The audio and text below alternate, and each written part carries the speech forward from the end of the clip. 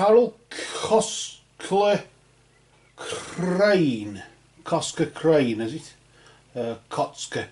Let's just see what the screen reader says about that. Carol Kostka Crane. Yeah, Carol Kostka Crane. Or Kostka Crane. Sorry about the pronunciation there, Carol.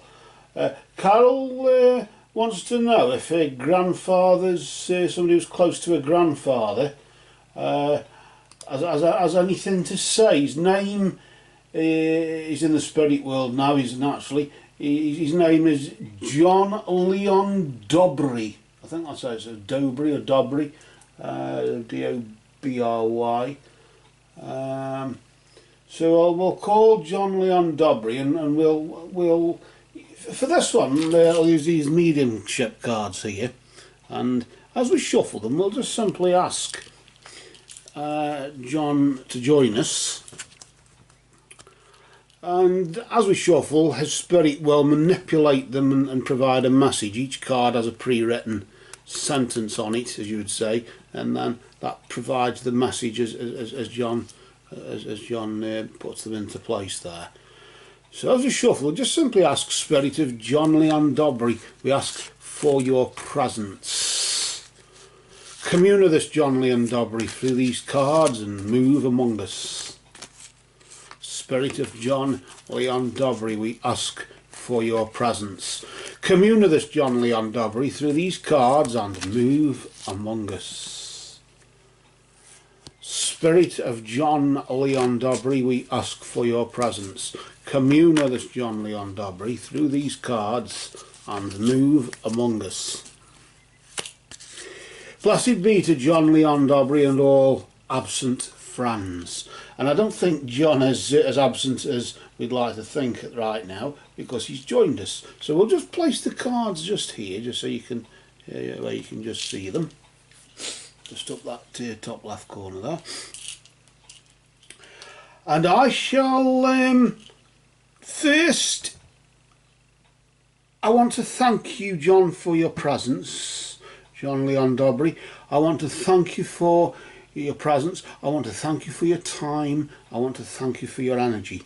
And I want to thank you for your love and for the message that you will have now brought for Carol there. Of course, you were a friend of her grandfather's there, and Carol just wonders if maybe if there's something here. Of course there is. Let's see what it is. We've asked, all words are true, and we've asked, and ask and ye shall receive. Let us now just pull the first card here. This will be the first thing he wants to say, won't it? So what we'll do, we'll just flip it nice and slowly, and let's see what message John has chosen to convey to you there. He's just saying that I wish I told you more often how much I love you. Isn't that a strange?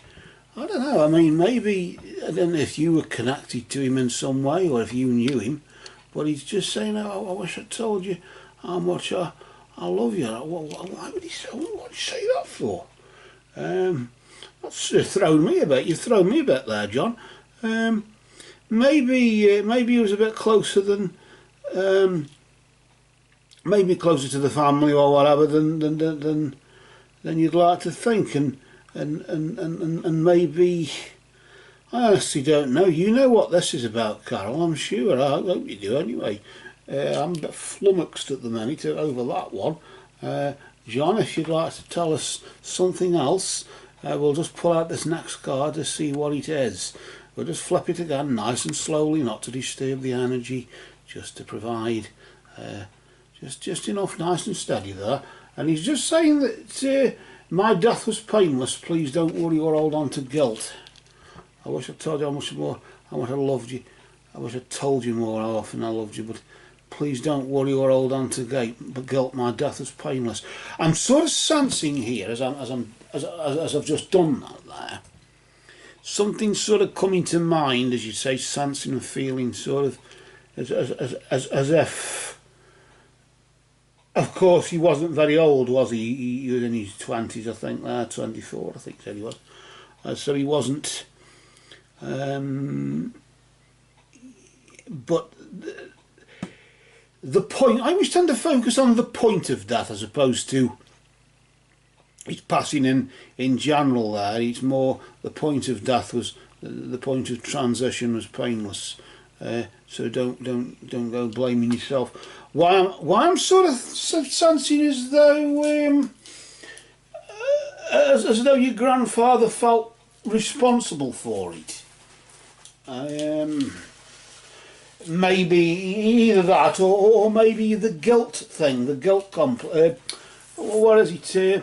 It's a thing where the survivor's guilt or whatever they call it, isn't it? Where I'm supposed to be dead, they are dead, and I'm supposed to be as well, but I'm here, and it's my fault that I'm here. It's my fault that I survived, and all this palaver for whatever it was. That's the sort of thing I'm getting from it. I could be wrong.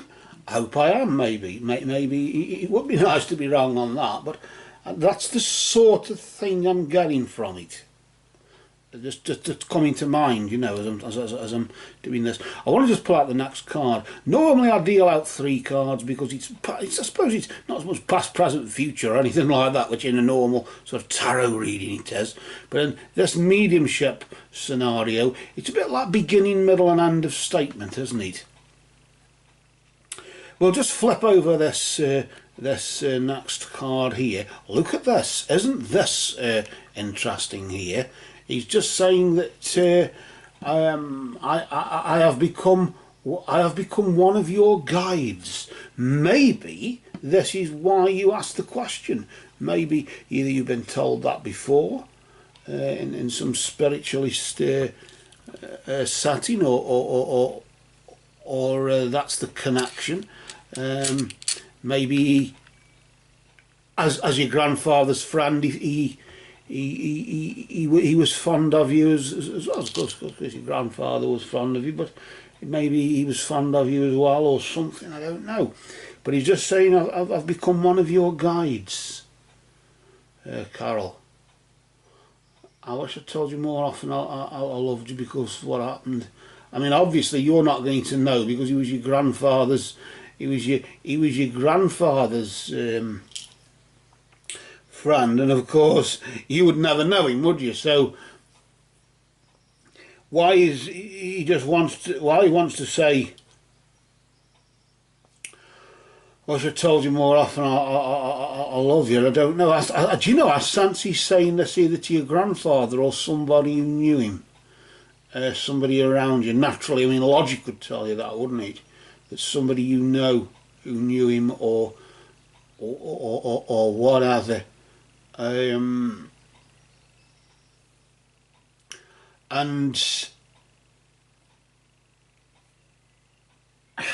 it's I don't know, I'm totally flummoxed over this one. But all he's saying is, I've become one of your guides. If he's talking to you there, Carol, or if he's talking to your grandfather, or whoever he's talking, I don't know who he's talking to here, but he's talking to you. He's become one of your guides, as if I was your grandfather's friend, and I'll help you as well as your grandfather helps you in some way. I don't know, honestly don't know. It's strange.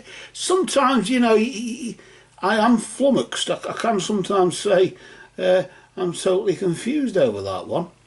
I want to pull another card. I just sort of sense one more coming here. I don't know why. Maybe it's partly more on my part than John. He's just saying it's not your fault. I don't know. You know, I still don't think he's talking to you, Carol. I think he's talking to somebody else. It's not your fault.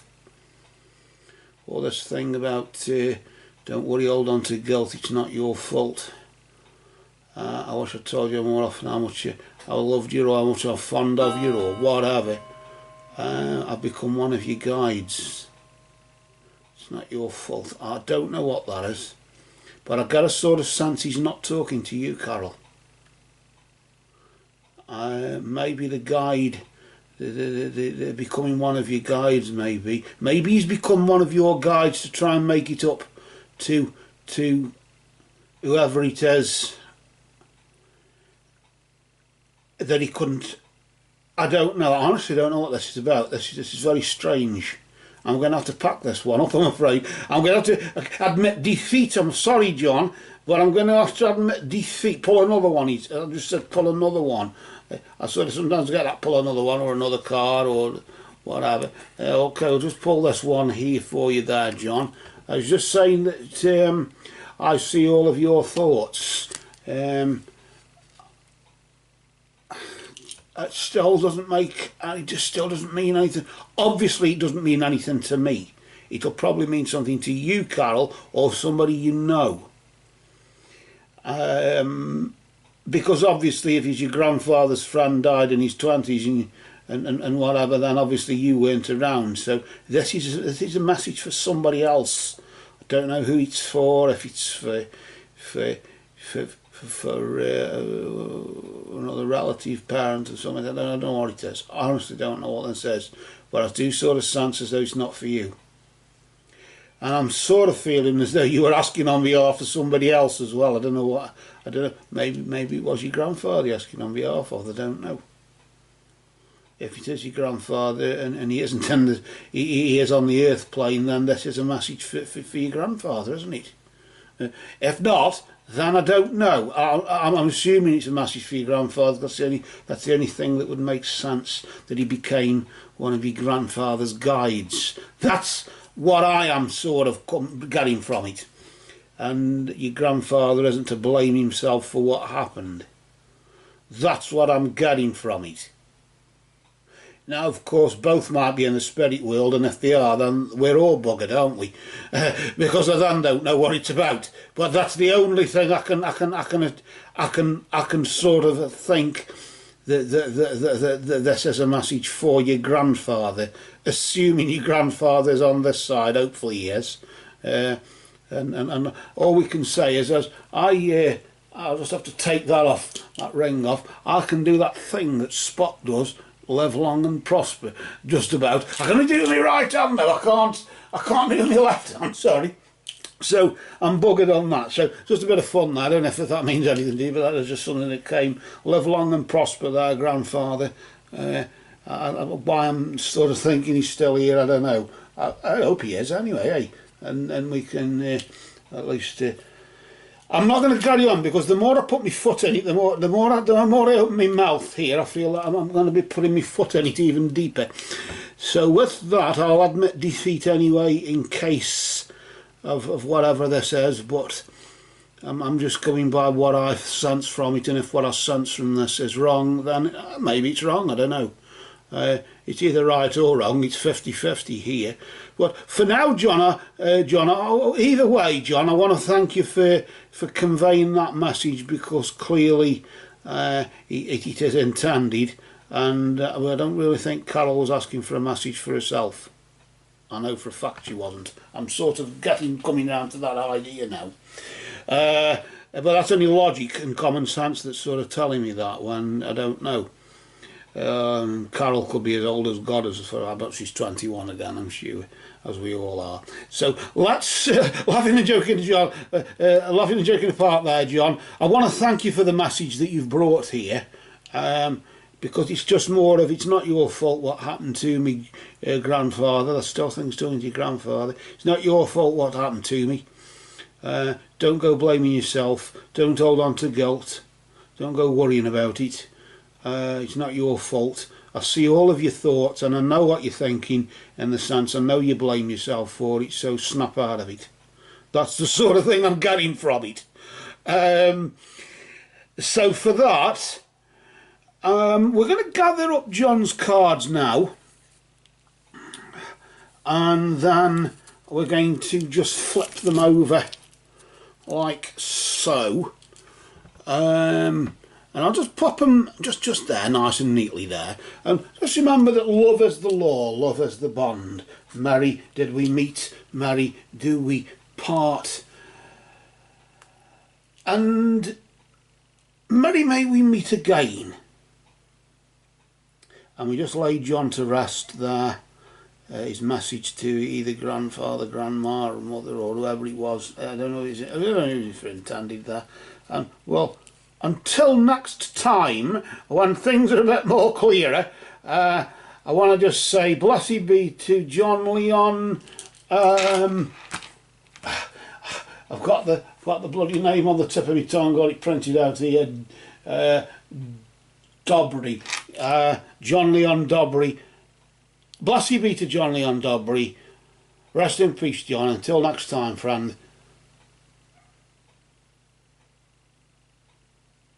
Blessed be to all absent friends.